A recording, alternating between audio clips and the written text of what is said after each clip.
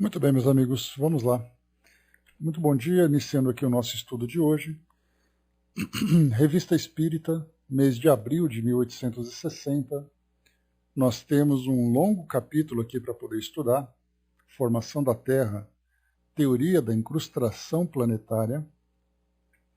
Ele é um tema que traz para nós uma contextualização histórica da ciência no século XIX, em que Kardec vai trazer para nós uma teoria que hoje para nós é apenas uma teoria curiosa, mas que Kardec vai nos ajudar, com suas reflexões, a desenvolvermos aqui uma visão crítica sobre tudo aquilo que chega para nós do plano espiritual.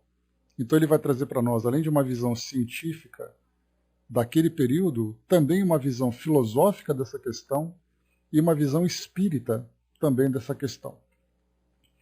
Então, só antes da gente terminar, começar esse assunto, faltou aqui apenas um item do boletim, né, da sociedade, que depois que nós vimos, né, aquela discussão e a adoção do regimento interno modificado da sociedade, né, aquele longo texto que nós conversamos, em que Kardec explicava o objetivo da sociedade, os ajustes que eles estavam fazendo.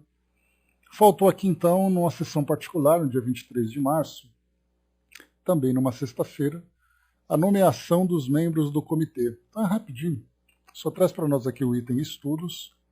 Foram obtidos 2 ditados espontâneos, o primeiro do espírito Charlet, pelo senhor Didier Filho, o segundo pela senhora de Boyer, de um espírito que disse ter sido forçado a vir acusar-se por ter querido romper a boa harmonia e lançar a perturbação entre os homens, suscitando a inveja e a rivalidade entre os que deveriam estar unidos. Cita alguns fatos pelos quais foi culpado. Diz que essa confissão espontânea faz parte da punição que lhe é infligida. Então, embora apenas aqui uma citação no boletim da sociedade, né, mas nós vimos aqui uma situação curiosa de um espírito sendo conduzido para uma reunião mediúnica para expor-se diante daquilo que ele mesmo praticou, trazendo prejuízos, né, na harmonia dos homens. Então a gente vai levantar essa questão também pensando quem o conduziu, qual era exatamente ali o principal objetivo, quais as consequências dessa situação que esse espírito vivenciou. Nós não temos aqui mais informações sobre o que aconteceu, mas traz para nós aqui esse detalhe curioso, né, dessa experiência vivida por esse espírito. Muito bem, o próximo artigo aqui então, Formação da Terra, Teoria da Incrustação Planetária. Como eu falei para vocês, então, era uma teoria vigente no século XIX, século XVII, século XVIII, século XIX, e Kardec ele apresentava aqui algumas argumentações de um dos correspondentes, né, da sociedade, e depois ele vai fazer ali apresentar as suas considerações. O detalhe também é que em 1868 o livro A Gênese foi publicado, e ele trouxe ali, né, a participação de Galileu, espírito, né, trazendo ali explicações sobre questões importantes. E como eu falei para vocês, é um artigo longo, não sei se a gente vai conseguir terminar hoje, mas aqui vai trazer para nós uma visão bastante interessante. Bom dia, Chaconati. Bom, primeiramente, quando a gente vai para o livro A Gênese, em 68, nós vamos encontrar no capítulo 8, Teorias sobre a Terra, que é aquele capítulo que fala sobre de que forma que o nosso planeta foi formado. Aí são 3 teorias apresentadas. A teoria da projeção, a teoria da condensação e a teoria da incrustação. Essa teoria inicial de projeção, ela foi trazida por um cientista chamado Georges-Louis Leclerc de Buffon. Ele era um naturalista, um escritor francês, que tinha ali, né, livros publicados falando sobre história natural e épocas da natureza e tudo mais. E ele falava para nós que o Sol, que era ali um astro solto no espaço, ele foi então atingido por um cometa. Esse cometa fez com que várias partes do Sol fossem espalhadas, né, pelo sistema, fazendo com que cada pedaço se transformasse num dos planetas. E ele chamava atenção que essa teoria era embasada pelo fato de todos os planetas fazerem o mesmo movimento de rotação. Então, a Terra, Marte, Mercúrio, Vênus, todos os planetas que nós temos no nosso sistema fazem o mesmo movimento, respeitando ali naturalmente o tempo, né, a distância, né, a órbita de cada planeta. Então ele afirmava que um cometa tinha sido chocado. Ao mesmo tempo, essa teoria foi também depois rebatida por uma parte curiosa, dizendo que os planetas, na verdade os cometas, conforme Buffon dizia, que era sólido, na verdade os cometas não eram, mas eles eram apenas uma... que se por acaso se chocasse com o Sol, se chocasse com a Terra, não aconteceria nada, porque ele era gasoso. E esse era o entendimento que se tinha na época, né? Então aqui tem até esse trecho interessante, que ele diz assim, deixa eu pegar aqui.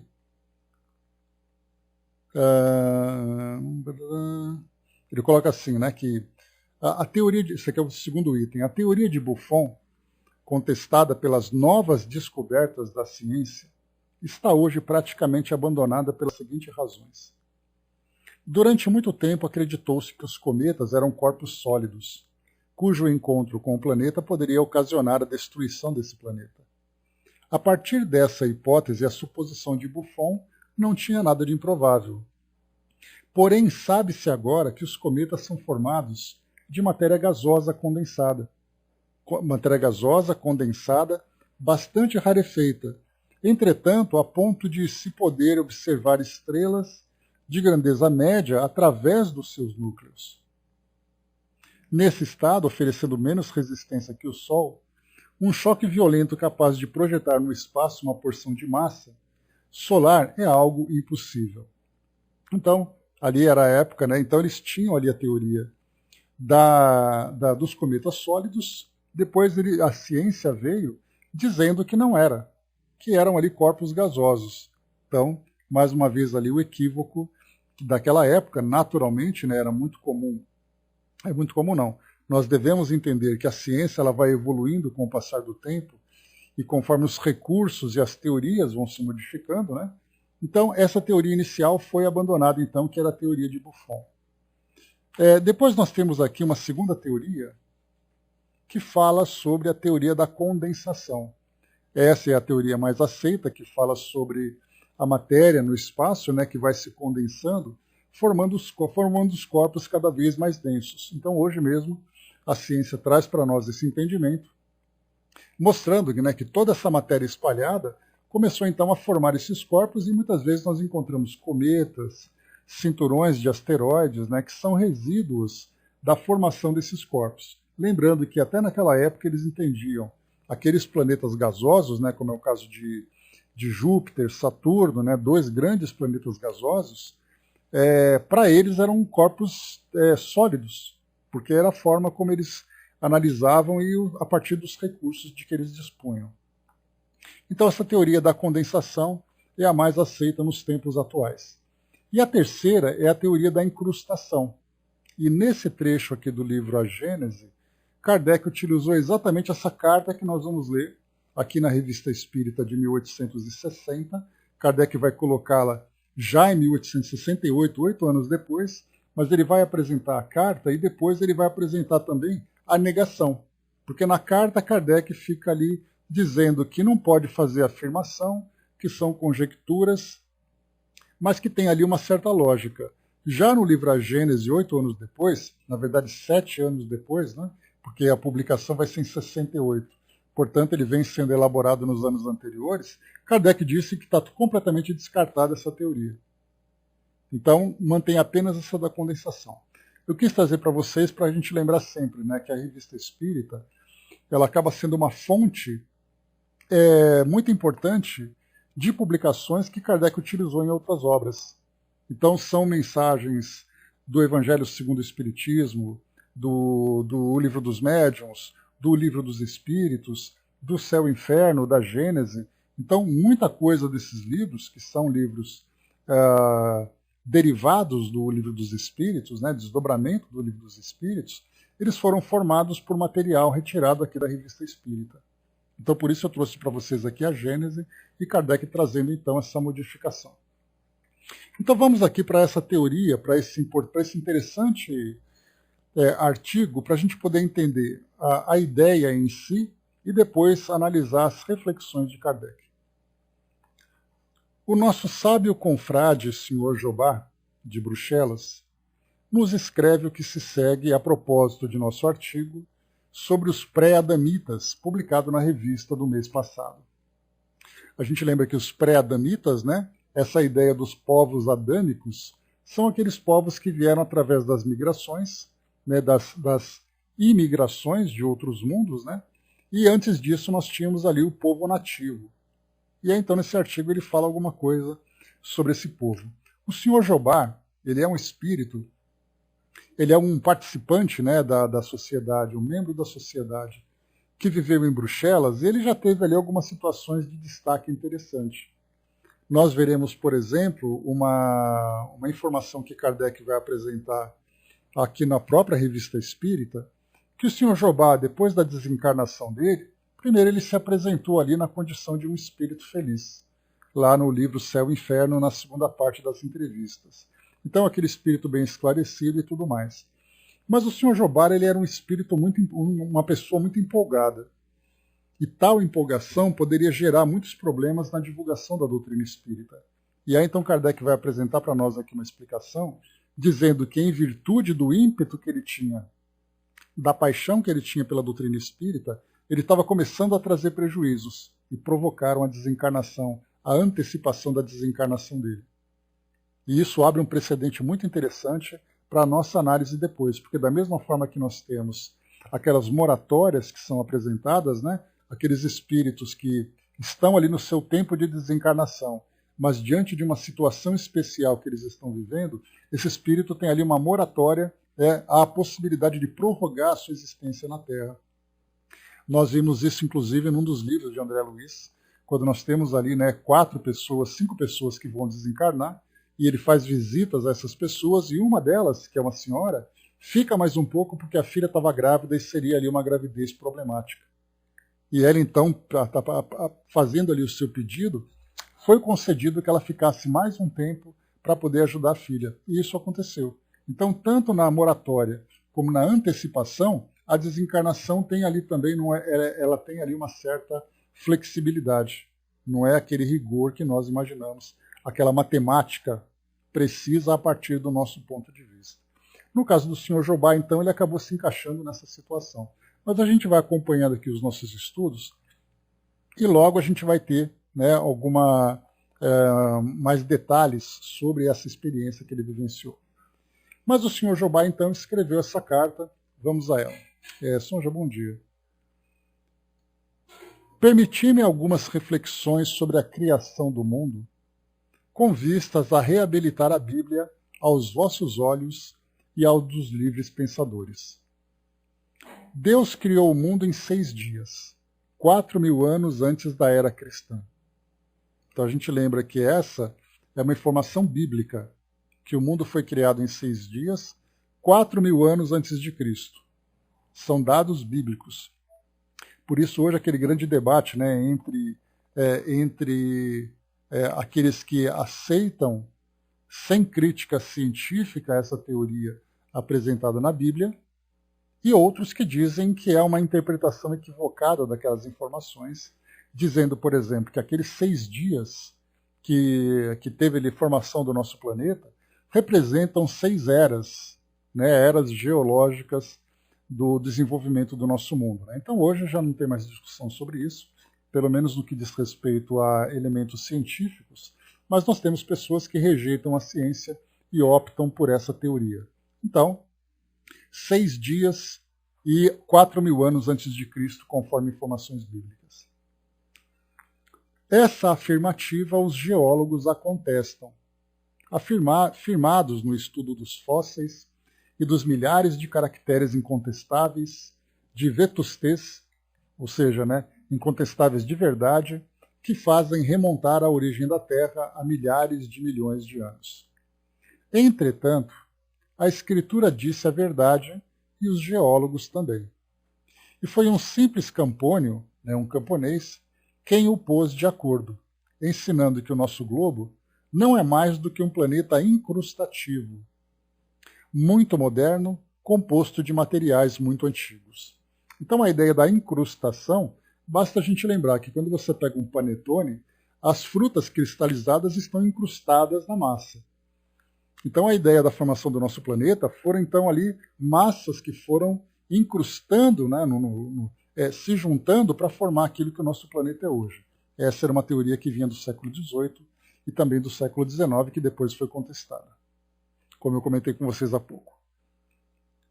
Após o arrebatamento do planeta desconhecido, que chegara à maturidade, ou de harmonia com o que existiu no lugar que hoje ocupamos, a alma da Terra recebeu ordem de reunir seus satélites para formar a Terra atual, segundo as regras do progresso, em tudo e por tudo.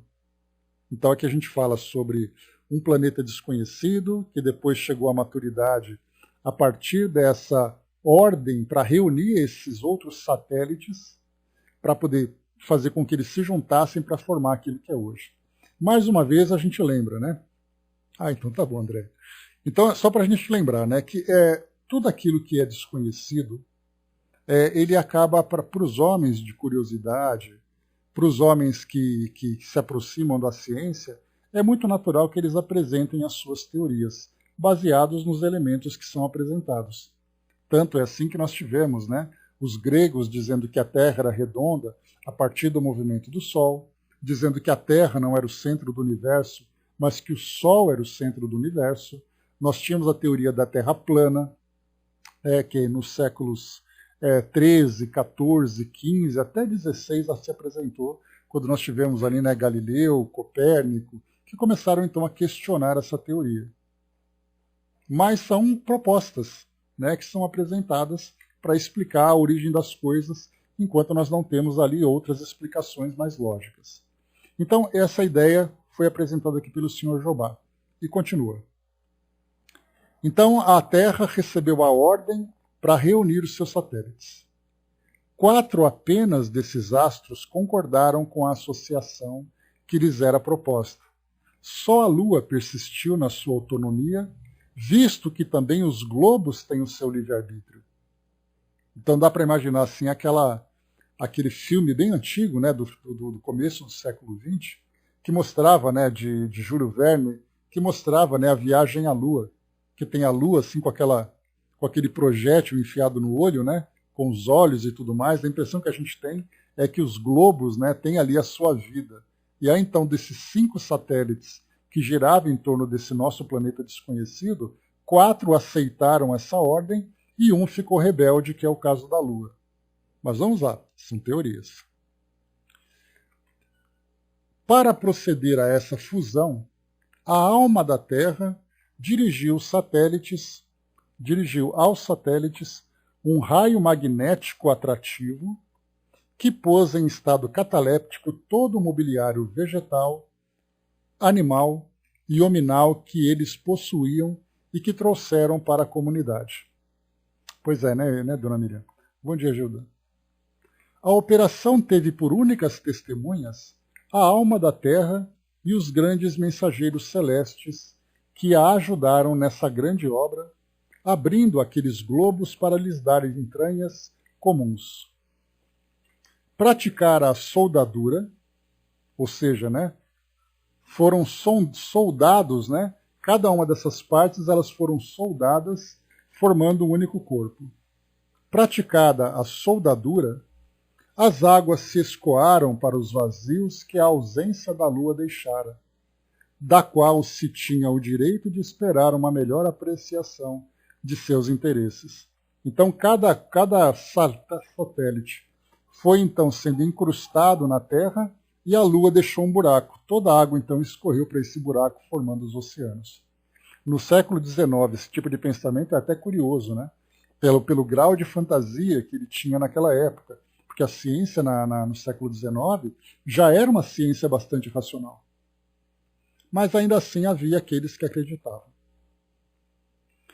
as atmosferas se confundiam e começou o despertar ou a ressurreição dos germens que estavam na catalepsia.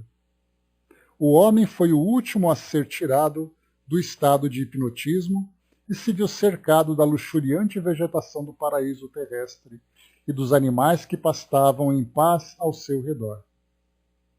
Havereis de convir que tudo isso se podia fazer em 6 dias, com obreiros tão poderosos como os que Deus encarregara da tarefa.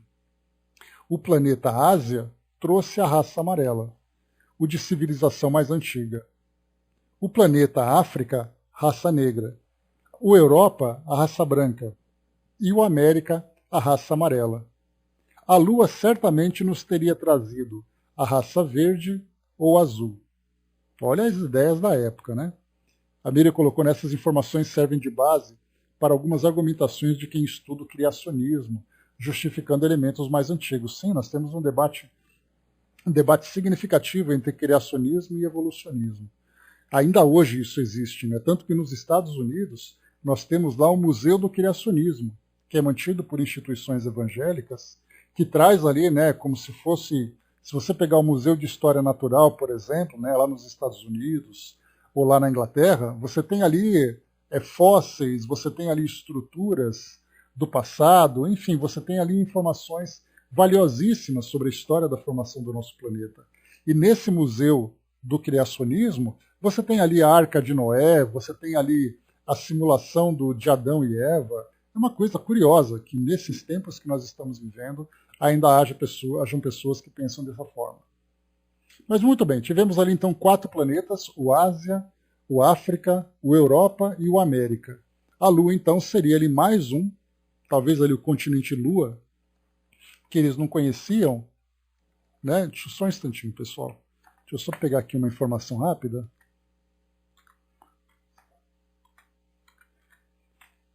Que eu esqueci de pegar aqui para vocês. Aqui é... ali. Eu só quero ver aqui que eu me esqueci de pegar sobre a descoberta da Oceania, que eu queria trazer essa informação. Que foi no século XIX, mas eu não lembro exatamente quando foi. Então aqui, a descoberta da Oceania, só para a gente ver que se bate aqui, né? Apresentado para nós aqui que foi em 1770. Então, nesse caso, a Oceania tinha sido recém-descoberta. E nessa recém-descoberta, ela não era considerada um continente como nós vimos aqui, desses mundos, né, que então, através da incrustação, acabaria então formando aqui o nosso planeta também. E continua a carta que Kardec recebeu. Assim, certos animais, de que apenas os despojos são encontrados, nunca teriam vivido na Terra atual, mas teriam sido transportados de outros mundos desmanchados pela velhice. Então, os fósseis de dinossauros, por exemplo, a ideia que era apresentada por essa teoria é de que eles teriam vivido sim, mas teriam vivido nesses mundos antes deles chegarem aqui no nosso planeta. Isso porque no início da carta nós vimos, o nosso planeta foi formado há apenas 4.000 anos, e os fósseis tinham milhões de anos. Então eles viveram em outro local e depois se aproximaram. Os fósseis que se encontram em climas sob os quais não teriam podido existir nesse mundo, viviam sem dúvida em zonas muito diferentes dos globos onde nasceram.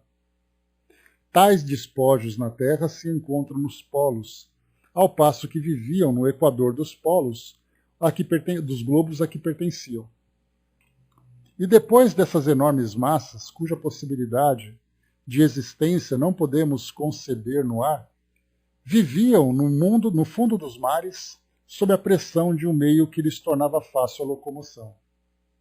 Os futuros levantamentos dos mares nos trarão outros despojos, muitos outros germens que despertarão de sua larga letargia para nos mostrar espécies desconhecidas de plantas, de animais e de autóctones, né, animais que nasceram no próprio local, contemporâneos do dilúvio E ficareis muito admirados ao descobrirdes, no meio do vasto oceano, novas ilhas povoadas de plantas e animais que não podem vir de nenhuma parte, nem transportadas pelos ventos, nem pelas ondas.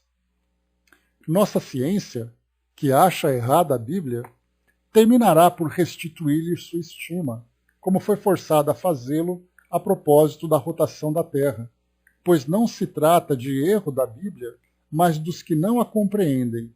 Eis a prova. Aí então aqui ele vai fazer uma citação daquela passagem da Bíblia, quando Josué fez o sol parar, para que houvesse então aquela guerra contra os amalequitas, que estava tendo ali o povo escolhido de Deus. Então foi colocado aqui, né? Josué parou o sol, dizendo-lhe, está sol.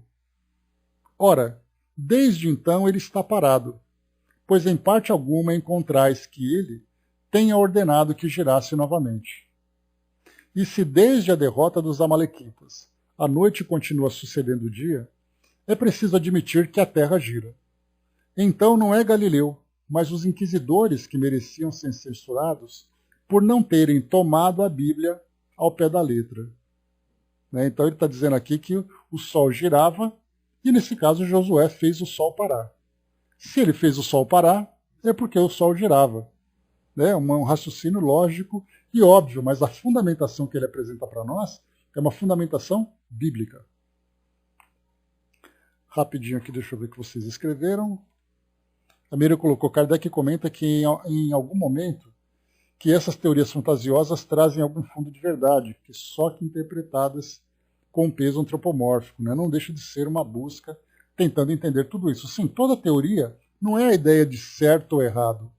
Cada teoria tem ali o seu momento que ele é apresentado pelas circunstâncias, pelo contexto da época. Então, muitas vezes a gente olha assim, a Bíblia está toda errada porque é cheia de fantasia. Vai viver há 3.000 anos no passado, tentando entender a origem de tudo sem ter qualquer tipo de evidência.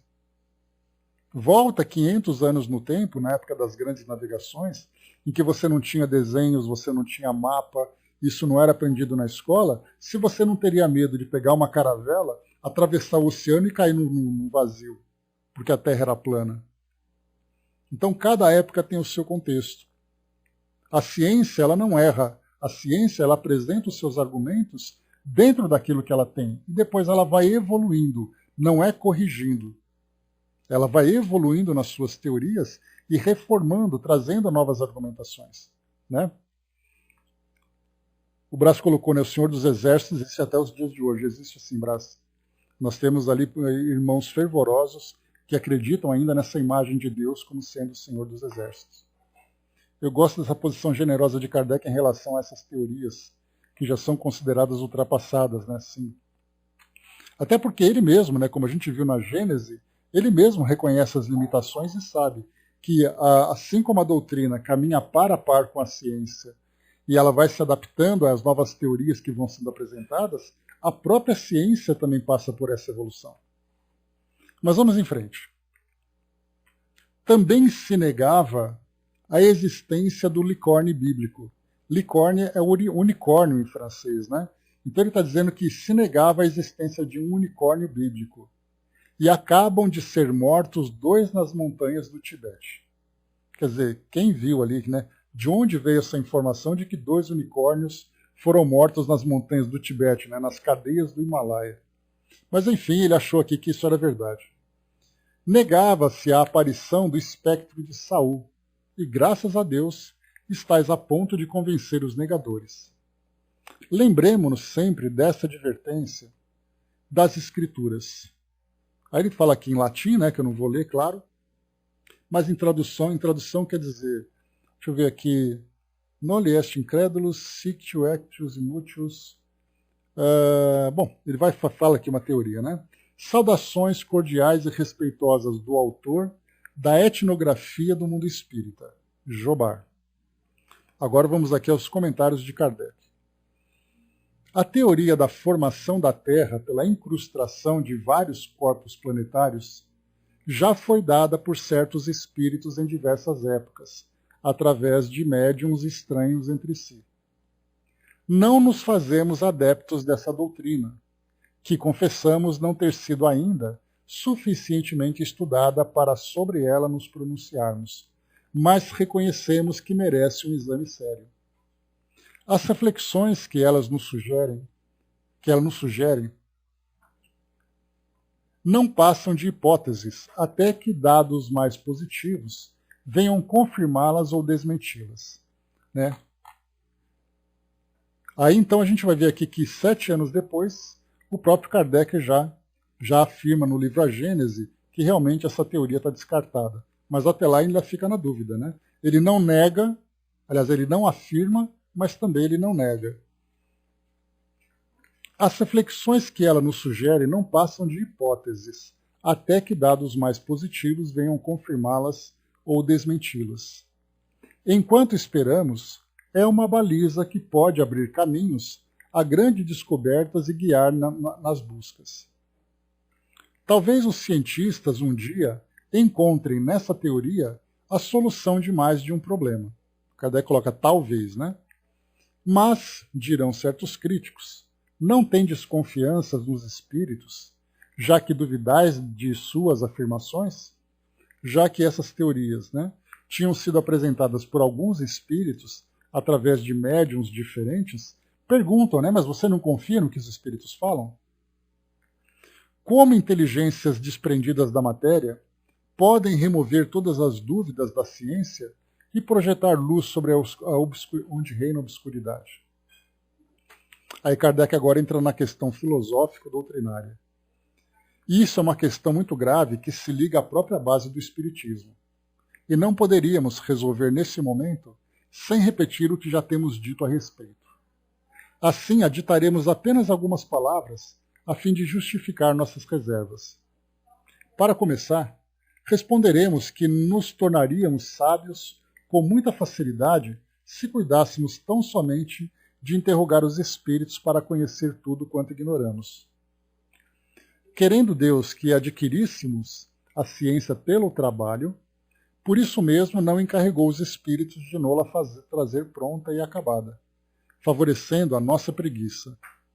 Então, primeiro, se o trabalho de descoberta é dos homens, e nós podemos ver isso, por exemplo, atualmente, no contexto que nós estamos vivendo de pandemia, não poderiam os espíritos trazer, através de uma psicografia, uma orientação de como fazer, produzir uma vacina? Mas qual seria o trabalho do homem no desenvolvimento das suas próprias ideias, no desenvolvimento da sua inteligência e da transformação que ocorreria, tanto no campo moral como também no campo intelectual, com essas descobertas?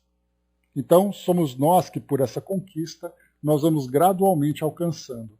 E nós lembramos, né, que até mesmo no Livro dos Espíritos nós temos ali questões que foram também modificadas. Por exemplo, em 1857, quando foi publicada a primeira edição do Livro dos Espíritos, nós temos numa das questões, a número 15, se não me engano, os espíritos afirmando que os espíritos dos homens são espíritos diferentes dos espíritos dos animais. São seres criados à parte.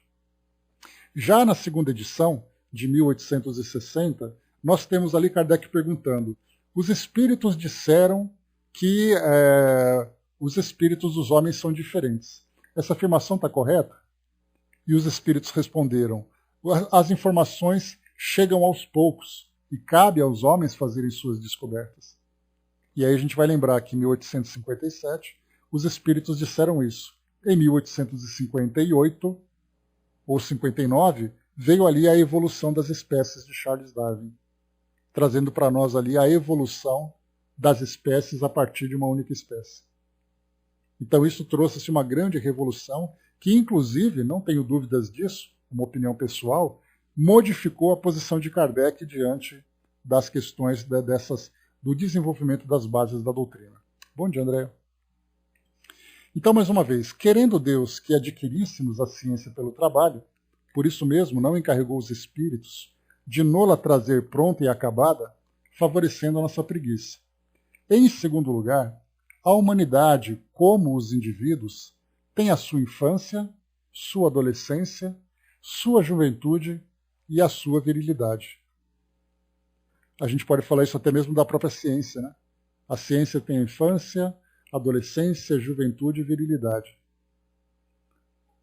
Os próprios espíritos encarregados por Deus de instruir os homens devem, pois, proporcionar-lhes ensinos para o desenvolvimento da inteligência. Não dirão tudo a todos, aguardando, antes de semear, que a terra esteja pronta para receber a semente que a fará frutificar. Eis porque certas verdades que nos são ensinadas hoje não o foram aos nossos pais que também interrogavam os espíritos. E eis porque as verdades, para as quais ainda não estamos maduros, só serão ensinadas aos que vierem depois de nós. Nosso equívoco está em nos julgarmos chegados ao cume da escala, quando apenas nos achamos na metade do caminho. Ou seja, né, aqui Kardec, inclusive, ele foi bastante otimista, dizendo que na escala do conhecimento nós já estamos na metade do caminho. E hoje nós olhamos para o universo todo e nós vemos que nós estamos ainda no começo do caminho, de tanta coisa que se tem para descobrir. E ele continua. Digamos de passagem que os espíritos têm duas maneiras de instruir os homens. Tanto podem fazê-lo comunicando-se diretamente, o que tem ocorrido em todos os tempos, como o provam todas as histórias sagradas e profanas, quanto se encarnando entre eles, para o desempenho das missões de progresso. Então, os espíritos nos ajudam na nossa evolução, na nossa instrução, através da comunicação, seja ela ostensiva, seja ela sutil através da inspiração, ou mesmo reencarnando entre os homens, se tornando referências de conhecimento. Grandes mentes que reencarnam entre nós, assim como também, né, grandes valores morais que reencarnam entre nós, apontando para a humanidade direções de conduta, direções para a evolução. Então, dessas duas formas que Kardec analisa. Tais são esses homens de bem e de gênio que aparecem de tempos em tempos como fachos para a humanidade, fazendo-a avançar alguns passos. Vede o que acontece quando esses mesmos homens vêm antes do tempo propício para as ideias que devem espalhar. São desconhecidos em vida, mas seus ensinos não ficam perdidos. Depositados nos arquivos do mundo, como um grão precioso posto de reserva, um belo dia levanta da poeira no momento em que pode frutificar.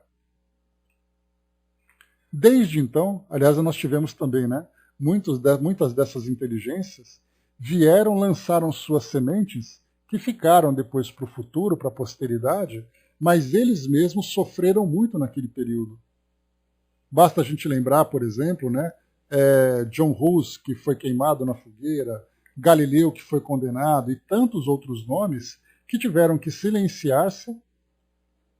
Né, o próprio Aristóteles também acabou sendo depois ali, o Platão, né, Platão foi executado depois por causa ali da sua posição, mudando a mentalidade das pessoas. E aí então, tempos depois, né, 2000 anos depois, mais de 2000 anos depois, 2500 anos depois praticamente, nós continuamos estudando os seus ensinamentos. Mas na época ele foi executado. Platão não, Sócrates, né, desculpe. Então Sócrates passou por isso, 2500 anos depois nós continuamos falando dele. E aqueles que o executaram, que o condenaram, simplesmente ali se apagaram na história do tempo. Desde então, compreende-se que se o tempo requerido para disseminar certas ideias não houver ainda chegado, será em vão que interroguemos os espíritos. Eles só podem dizer o que lhes é permitido. Mas também há outra razão, que compreendem perfeitamente todos os que têm alguma experiência no mundo espírita. Não basta ser espírito para possuir a ciência universal. Do contrário, a morte nos tornaria quase iguais a Deus. Aliás, o simples bom senso recusa-se a admitir que o espírito de um selvagem, de um ignorante ou de um malvado, desde que desprendido da matéria, esteja no nível do sábio ou do homem de bem. Ou seja, o que Kardec coloca é, o fato de você desencarnar não transforma você num espírito melhor, mais evoluído, mais sábio. Você continua sendo aquilo que você é, a partir do estágio evolutivo em que você se encontra. Há, pois, espíritos adiantados e outros mais ou menos atrasados, que devem vencer diversas etapas e passar por numerosas peneiras antes de se despojarem de todas as suas imperfeições. Disso resulta que no mundo dos espíritos são encontradas todas as variedades morais e intelectuais existentes entre os homens e outras mais. Ora, prova a experiência que os maus se comunicam tão bem quanto os bons. O que são francamente maus são facilmente reconhecíveis. Mas há também entre eles semissábios, pseudo-sábios, presunçosos, sistemáticos e até hipócritas. Estes são os mais perigosos, porque afetam uma aparência de gravidade, de sabedoria, de ciência, em favor da qual enunciam, em meio a algumas verdades e boas máximas, as coisas mais absurdas. Então, esses pseudo-sábios, semissábios, presunçosos, sistemáticos e hipócritas, eles falam muitas verdades, mas vão ali colocando sementes, né, de ideias absurdas, de mentiras, para poder fazer com que haja toda essa confusão. E para melhor enganar, não receiam adornar-se com os mais respeitáveis nomes. Separar o verdadeiro do falso, descobrir o embute escondido numa exibição de palavras bonitas, desmascarar os impostores, eis, sem contradita, uma das maiores dificuldades da ciência espírita. Para superá-la, faz-se necessário uma longa experiência, conhecer todas as astúcias de que são capazes os espíritos de baixa classe, ter muita prudência, ver as coisas com o mais imperturbável sangue frio e, sobretudo, guardar-se contra o entusiasmo que cega. Então, aliás, esse aqui é um dos pontos principais que nós encontramos hoje na doutrina espírita. Essa paixão cega. Um espírito falou tal coisa, o fato do espírito ter falado se transforma para nós numa verdade. Só que Kardec, com muita prudência, diz: nós temos que analisar com muito bom senso, com muito boa lógica, tudo aquilo que os espíritos dizem. Inclusive, quando ele coloca para nós aqui, né, quando ele diz assim, guardar-se contra o entusiasmo da fé cega, e colocar também para nós aqui, cadê aqui? Espera só um trechinho. Ver as coisas com o mais imperturbável sangue frio. Ou seja, analisar friamente, analisar racionalmente, mesmo muitas vezes que espíritos com nomes respeitáveis e conhecidos acabem depois se manifestando. A senhora já colocou lá em cima para nós, né, e as informações vão sendo passadas para nós conforme a nossa capacidade de lidar com elas. Se falarmos sobre a matéria escura, o multiverso, muito além da nossa capacidade, ainda que processarmos, os próprios cientistas não conseguem ainda chegar a um consenso. Esses são temas ainda muito complexos para nós. E por isso a gente vai apresentando as nossas teorias, muitas vezes fantasiosas e absurdas, né? Teorias de multiverso, teorias das cordas, né? Vida extraterrestre, e aí tantos outros temas que a gente vai fazendo ali as nossas suposições. Bom dia, Vanessa. Bom dia, Sandra. Dizem que uma mentira, para ser eficiente, deve levar uma boa dose de verdade, né? E também uma mentira, dita muitas vezes, se torna uma verdade. Esse é o problema, né? Vamos em frente. Como o hábito e um pouco de tato, com o hábito e um pouco de tato, chega-se facilmente a desmascará-los, mesmo sob a ênfase da mais pretensiosa linguagem. Mas, infeliz do médium que se julga infalível, que se ilude com as comunicações que recebe, o espírito que o domina pode fasciná-lo a ponto de fazê-lo achar sublime aquilo que muitas vezes é apenas absurdo e salta aos olhos de todos, menos os seus. Voltemos ao assunto. Então, por isso que eu falei para vocês, né? Esse é um capítulo que traz uma visão científico-histórica, uma visão filosófica e uma visão espírita. Nesse caso, a gente está vendo Kardec analisando como filtrar as informações que chegam do plano espiritual, já que a teoria da incrustação chegou também pelos espíritos. Então vamos lá, voltemos ao assunto. A teoria da formação da Terra pela incrustação não é a única que tem sido dada pelos espíritos. Em qual acreditar?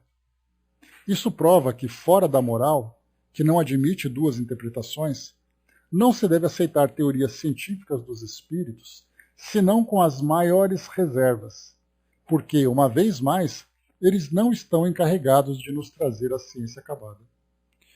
E estão longe de tudo saber, sobretudo no que diz respeito ao princípio das coisas. Enfim, é preciso desconfiar das ideias sistemáticas que alguns deles procuram fazer prevalecer, as quais não têm escrúpulo de atribuir uma origem divina. Então dizer, né, que nós, os Espíritos de Deus, informamos tal coisa. Então é uma pretensão que se apresenta, que a gente acaba aceitando sem senso crítico pelo fato de vir dos Espíritos. Inclusive livros são publicados com muitas ideias que são questionáveis e nós aceitamos por uma questão de paixão, por uma questão de adesão àquela filosofia sem o senso crítico. E Kardec era muito crítico nas suas análises, né? E precisava assim o ser. Enfim, é preciso desconfiar das ideias sistemáticas que alguns deles procuram fazer prevalecer, as quais não têm escrúpulo de admitir a sua origem divina. Se examinarmos essas comunicações com sangue frio, sem prevenção, se pensarmos maduramente todas as palavras, descobriremos facilmente os traços de uma origem suspeita, incompatível com o caráter do espírito que se supõe falar. São, por vezes, heresias científicas tão patentes que só um cego ou uma pessoa muito ignorante não as perceberia. Ora, como admitir possa um espírito superior cometer semelhantes absurdos? De outras vezes, são expressões triviais, formas ridículas, pueris e mil outros sinais que traem a inferioridade para quem quer que não esteja fascinado. Que homem de bom senso acreditaria em que uma doutrina contrária aos mais positivos dados da ciência pudesse emanar de um espírito sábio, ainda que trouxesse o nome de Arago? Ou seja, né, um espírito que vem com uma assinatura de peso, afirmando ideias que estão contra as ciências mais claras. Nós temos visto, inclusive, isso na atualidade.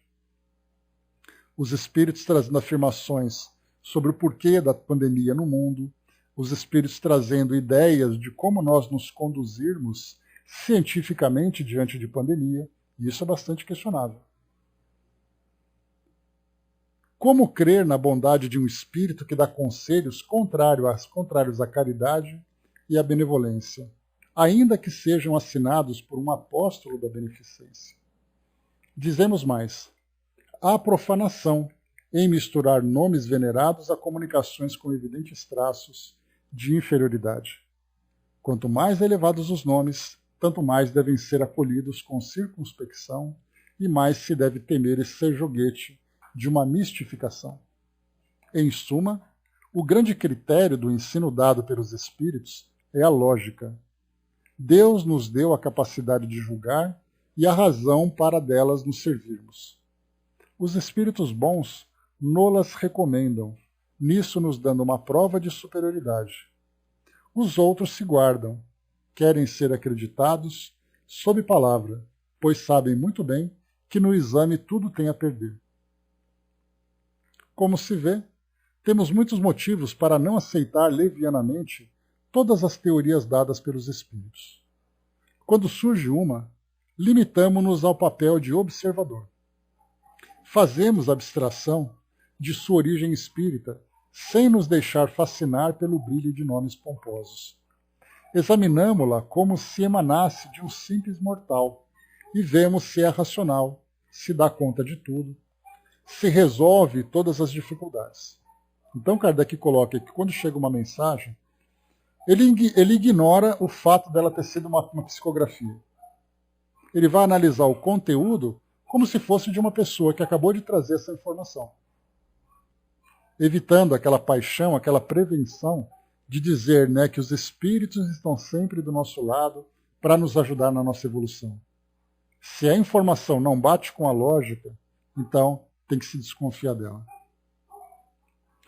A Sonja colocou, né, lembro de várias mensagens no WhatsApp que seriam, teoricamente, assinadas pelo Chico. Temos que ter muita cautela, né? Pois é. E esse é um grande drama que nós vivemos também, né? A Angelina colocou, recebi um vídeo que uma amiga enviou de uma teoria que é tão doida, né? Vou primeiro pesquisar, né? Pois é. Tem que analisar com cuidado.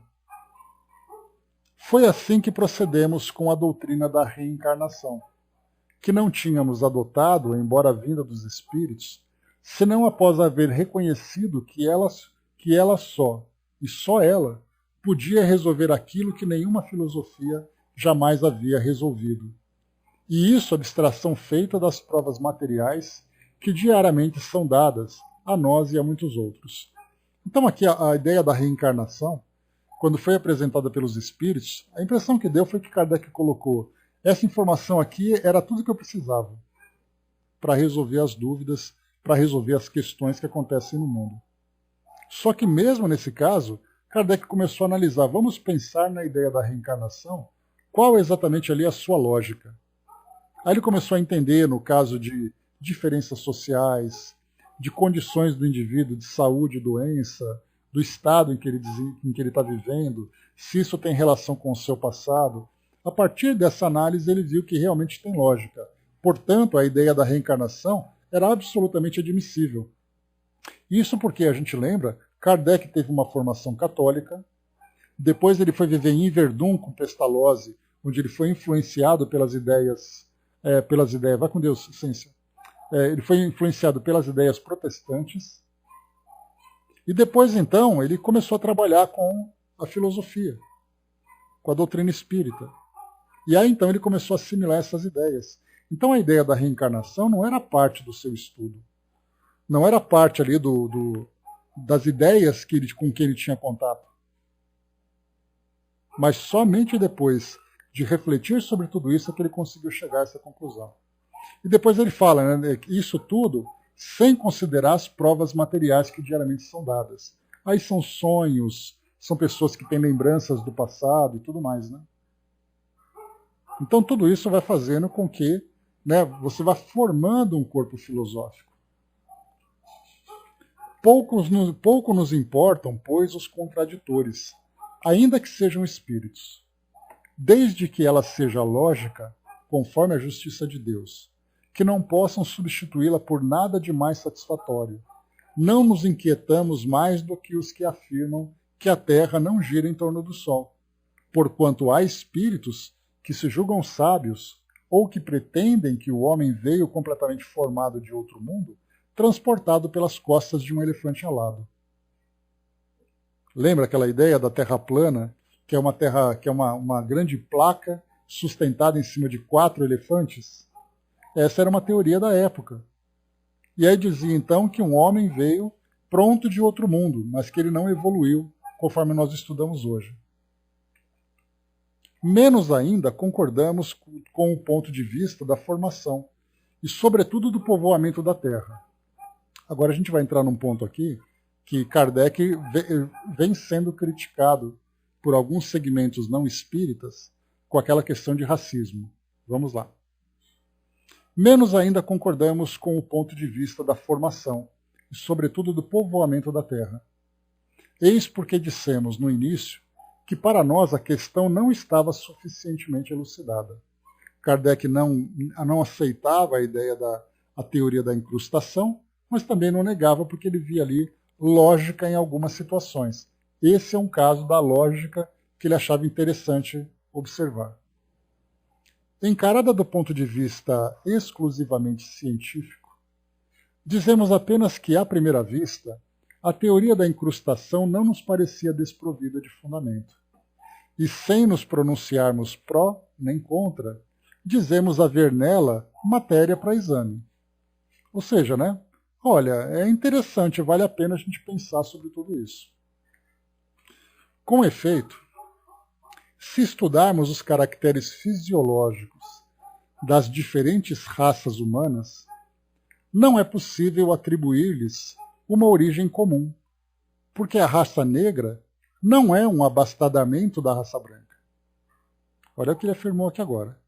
Então ele coloca assim, se você tem a raça negra e você tem a raça branca, não é possível afirmar que a raça negra é uma degenerência ou uma degenerescência da raça branca. A raça branca, então, teve aquele segmento que começou a se tornar ali meio que inferior e veio raça negra. Foi isso que ele colocou. Por isso, então, você pode afirmar que a raça negra veio de um lugar e a raça branca veio de outro. Ele não conseguia, a partir dos estudos do século XIX, encontrar uma origem comum. Imaginar que um indivíduo foi então se modificando com o passar do tempo, se espalhando pelo mundo, adquirindo características diferentes. Ele imaginava que isso seria muito mais prático, você ver que dois grupos diferentes, cada um vindo de um lugar diferente. Então isso aqui gerou uma complicação, porque ele afirmava que era uma teoria do século XIX, principalmente com uma visão bastante eurocêntrica, né? Porque já que os europeus foram aqueles que, de certa forma, conquistaram o mundo ocidental, a partir das navegações, da ciência, da cultura, da arte, do comércio, eles então entendiam que eles, europeus, eram o centro de tudo e outros povos eram inferiores. Os chineses eram apontados aqui como uma raça inferior e a raça negra mais inferior ainda. Principalmente porque os europeus, naquele período das grandes colonizações, das grandes navegações dos séculos XV e XVI, tinham contato, por exemplo, com a África, um país absolutamente diferente, um continente absolutamente diferente do que era a Europa em termos de desenvolvimento. Enquanto na Europa você tinha catedrais, templos, universidades, na África você tinha tribos, canibalismo. Então ele afirmava que, dentro dessa ideia, a raça negra era inferior. E se vocês colocarem Kardec racismo, vocês vão encontrar muitos artigos de evangélicos, de ateus, afirmando que Kardec era racista. Só que nós estamos falando, mais uma vez, da visão do século XIX. Aquela visão em que a Europa era o centro de tudo e o resto era o resto. Vamos lá. Com efeito, se estudarmos os caracteres fisiológicos das diferentes raças humanas, não é possível atribuir-lhes uma origem comum, porque a raça negra não é um abastadamento da raça branca. Ora, adotando a letra do texto bíblico, que faz todos os homens procederem da família de Noé, 2.400 anos antes da era cristã, isso porque 4.000 anos a Terra foi formada. 2.400 anos antes de Jesus foi quando surgiram Adão e Eva, segundo a teoria bíblica aceita pelo Sr. Jobard. Kardec aqui está questionando isso. Então, adotando a letra do texto bíblico, que faz todos os homens procederem da família de Noé, 2.400 anos antes da era cristã, seria preciso admitir não apenas que em alguns séculos esta única família tivesse povoado a Ásia, a Europa e a África, mas que se houvesse transformado em negros, Sabemos perfeitamente a influência que o clima e os hábitos podem exercer sobre a economia. Um sol ardente avermelha a epiderme e escurece a pele. Mas em parte alguma se viu, mesmo sob o intenso ardor tropical, famílias brancas procriarem negros, sem cruzamento de raças. Para nós, portanto, é evidente que as raças primitivas da Terra provêm de origens diferentes. Qual o princípio? Eis a questão, e até provas concretas não é permitido a respeito fazer senão conjecturas. Aos sábios, pois, compete ver as que melhor concordam com os fatos constatados pela ciência.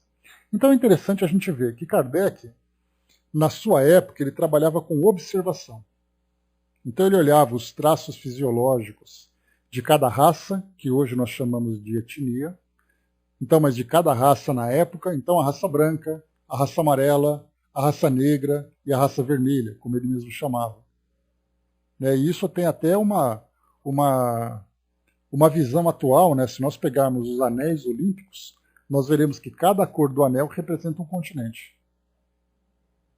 Mas Kardec naquela época dizia isso. Mas ele, nas suas observações, ele dizia que cada uma dessas raças tinham vindo de uma origem diferente, que elas não podiam chegar da mesma origem. Nos tempos atuais, nós temos não apenas a observação, mas nós temos a antropologia, a arqueologia e a própria biologia fazendo estudos genéticos para conhecer ali quais são as ramificações dentro da genética de cada povo. E aí foi possível encontrar que na África, a partir dos fósseis mais antigos, ali foi o berço da humanidade. Mas isso nós sabemos agora do século XX para o século XXI. No século XIX, a única coisa que você podia fazer era observar. Você encontrava um osso, você olhava para o osso e apresentava as suas teorias. Hoje você encontra um fóssil, você faz exames de carbono, você tem ali uma série de práticas científicas que você pode ali trazer ideias mais profundas. E mesmo assim ainda tem dificuldades. Se hoje, com a tecnologia atual, nós já temos esse problema todo, imagine no século XIX, quando tudo era apenas olhado e a partir de olhar você apresentava a teoria. Mas Kardec coloca aqui a pergunta, né? Qual é o princípio? Eis a questão, até que provas concretas, não é permitido a respeito fazer senão conjecturas. Agora a gente tem provas concretas, mostrando, por exemplo, das teorias, né, que a própria habitação da América veio então, né, se deu por dois caminhos.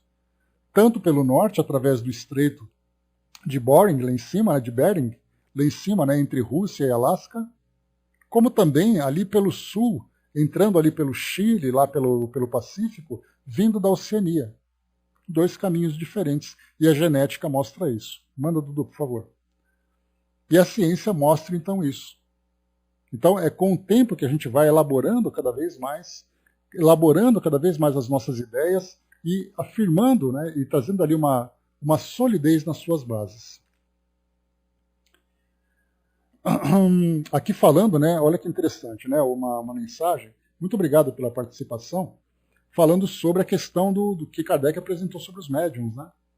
Aquela ideia que traz para nós, né, da fonte de informações vindas do mundo espiritual, dos tipos de espíritos, dos critérios de seleção e tudo mais. Diz assim para nós: cada médium receberá a mensagem que o provém receber. Muitos são os espíritos ligados aos que com certeza trouxeram ou trazem mistificações e cunhos totalmente adversos ao que seria, na verdade, o erro para quem receberá, e com isso repassará, sem saber que tudo aquilo transcrito não deveria ser repassado. Porém, tudo que lhe foi formatado mentalmente parecia ser de cunho real. E com isso as inverdades, que não são poucas, irão surgindo e trazendo propostas errôneas, só um instantinho, para quem irá ler e pensar com isso, que era sério e certo. Portanto, precisam sim de muita perspicácia e sabedoria para não movimentar textos recebidos e repassá-los, sem antes uma análise do que foi passado ao irmão que recebeu.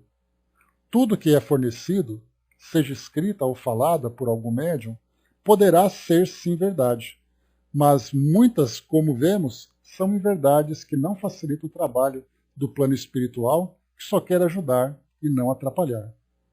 Ou seja, né, mais clareza do que isso, né, não precisamos. Né? Muito obrigado.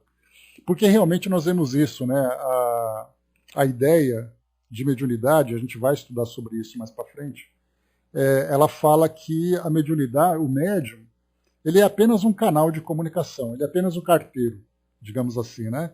Então ele não tem responsabilidade sobre o conteúdo da carta. Só que essa carta ela vem de uma forma aberta para ele, para que ele tenha o seu critério de seleção, para que ele tenha a sua capacidade analítica, porque isso também é uma prova de caráter. Prova de caráter no sentido de você testar o seu orgulho, testar a sua vaidade, testar a sua capacidade de autoinstrução. E quando o médium simplesmente repassa alguma coisa, ou até mesmo nós temos médiums, por exemplo, que acabam acrescentando informações para dar uma floreada naquele conteúdo, para que ele fique mais interessante, para que as pessoas fiquem mais admiradas com aquilo que foi recebido. E, na verdade, é uma prova profunda uma prova de caráter profunda que o médium fracassa. Então, o médium não é apenas o carteiro, assim como Kardec não foi apenas o secretário dos espíritos. Kardec também foi ali um homem absolutamente ativo, um elemento absolutamente ativo na elaboração da doutrina, analisando, filtrando, desenvolvendo, e ele não era médium ostensivo. Agora, os médiums que recebem têm realmente essa função também de serem elementos críticos daquilo que recebem também. Isso é muito importante. Essa mensagem aqui, ela cabe, né, obviamente, a todos os médiums, a todos aqueles que se colocam na condição de intermediários entre o plano físico e o plano espiritual. Mas não intermediários passivos, mas intermediários ativos, porque ele se torna corresponsável pelo efeito que aquela mensagem provoca nas pessoas que leem aquele conteúdo. Né? Perfeita essa mensagem, valiosíssima para todos nós. Avançando um pouco mais, o Brás colocou, né, obedecendo à lógica, a razão e o bom senso. Princípios fundamentais, né, Brás? Sem isso, se torna simplesmente uma marionete. E o médium tendo a mediunidade como prova, né, isso vem no livro que nós estudamos, né, Miriam? Lá no livro... deixa eu pegar aqui. Não esqueço o nome desse livro. É o livro Qualidade da Prática Mediúnica, lá do projeto Manuel Filomeno de Miranda. Ele coloca, né, que o médium ele tem responsabilidades provatórias e expiatórias. Então, como a gente sempre brincava, né, que o médium, quando ele se apresenta no centro espírita, não é parabéns, mas é bem feito. Né? Ah, você é médium? Bem feito. Viu só o que você fez no passado, que agora fez você vir médium? E aí então ele vai ter que trabalhar diversos valores para que ele possa se aprimorar, para que ele possa se desenvolver. E esse ponto é fundamental quando ele olha para si próprio e observa a sua função como intermediário. Ele não é apenas o carteiro. Ele é o intérprete daquelas mensagens. Ele é o filtro daquelas mensagens. Vamos lá. Profundo isso, né? Seguindo para nós aqui. Vamos lá para a gente finalizar já. Deixa eu ver aqui se falta muito. Não, está acabando já. Sem examinar como foi possível a junção, Kardec agora voltando a falar sobre a incrustação, né? Sem examinar como foi possível a junção e a soldagem de vários corpos planetários para formar o nosso globo atual, deveremos reconhecer que o fato não é impossível. E, desde então, estaria explicada a presença simultânea de raças heterogêneas, tão diferentes em costumes e em línguas, de que cada globo teria trazido germens ou embriões. E, quem sabe, talvez indivíduos completamente formados. Nessa hipótese, a raça branca proviria de um mundo mais adiantado do que o teria trazido a raça negra, nessa hipótese. Em todo caso, a junção não se teria operado sem um cataclismo geral, o que só teria deixado subsistir alguns indivíduos. Ou seja, imagina 4 mundos, 4 luas, 4 satélites, se aproximando da Terra, impactando e se formando junto com ela. Imagina o estrago que isso ia ter causado. Para os seres vivos, principalmente, obviamente. E aí, se viessem seres prontos desses planetóides, vamos dizer assim, certamente ali a esmagadora maioria teria morrido.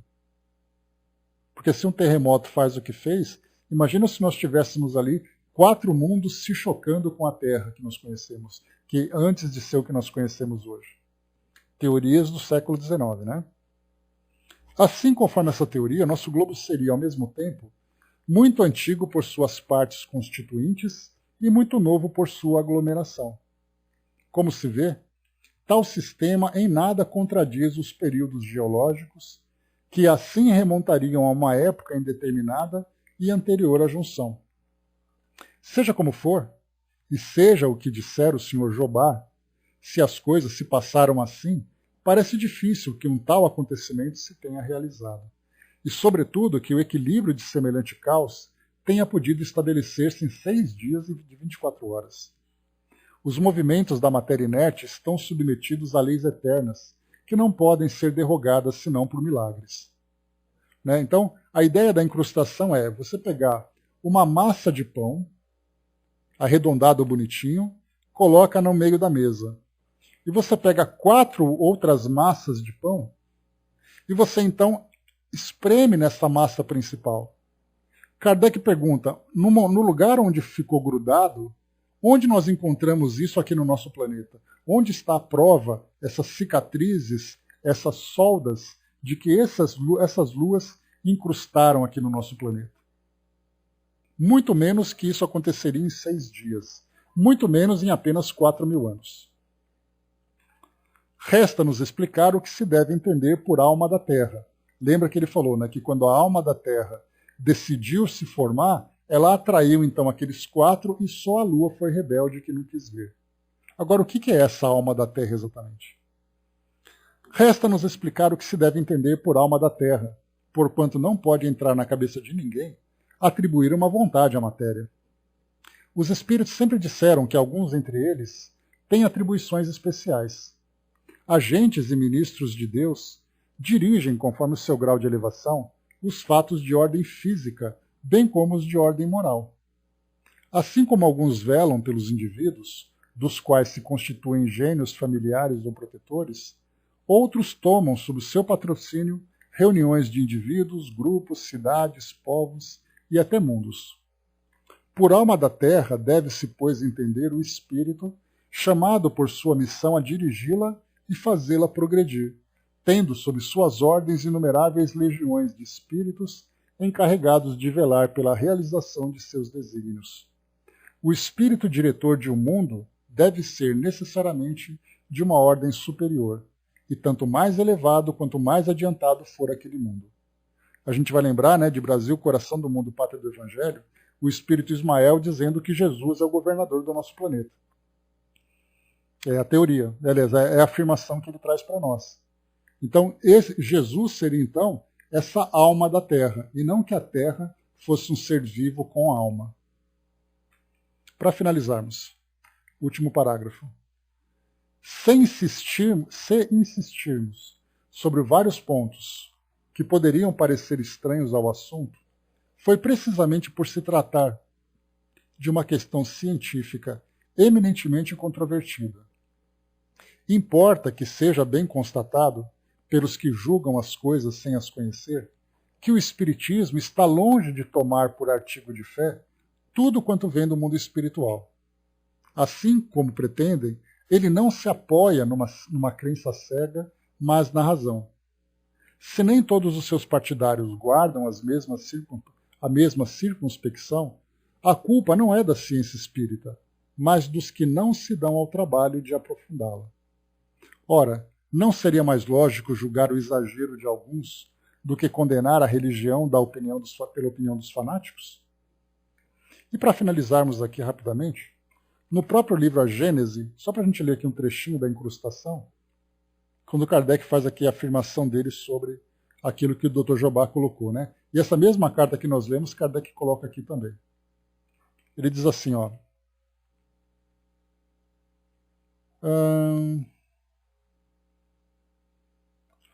A teoria da formação da Terra pela condensação... Não, não é isso aqui não.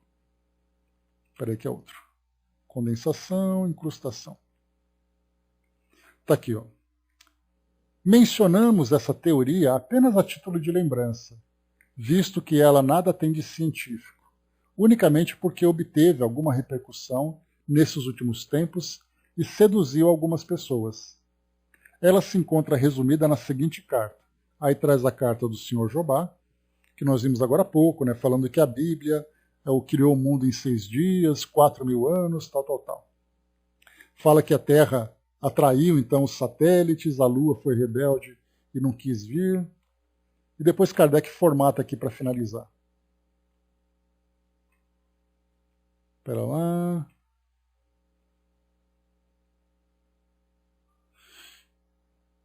Só um instantinho, deixa eu achar aqui o final.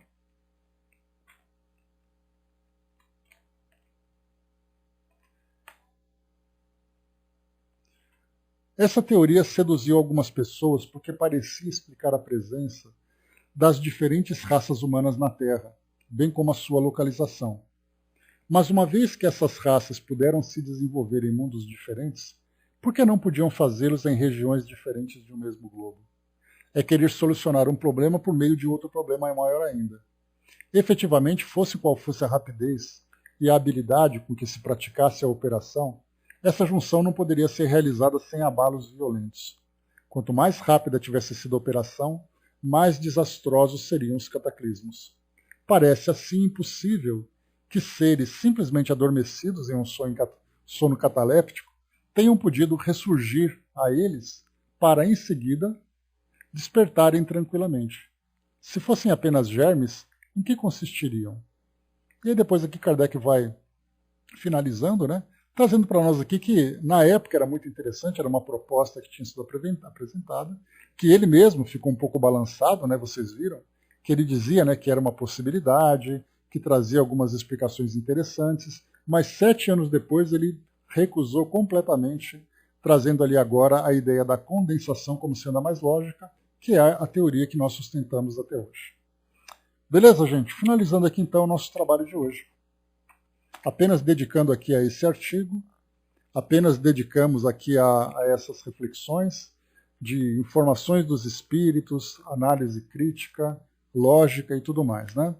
No próximo artigo, na semana que vem, nós vamos falar sobre cartas do Dr. Moreri, sobre a senhorita Desirê Godu.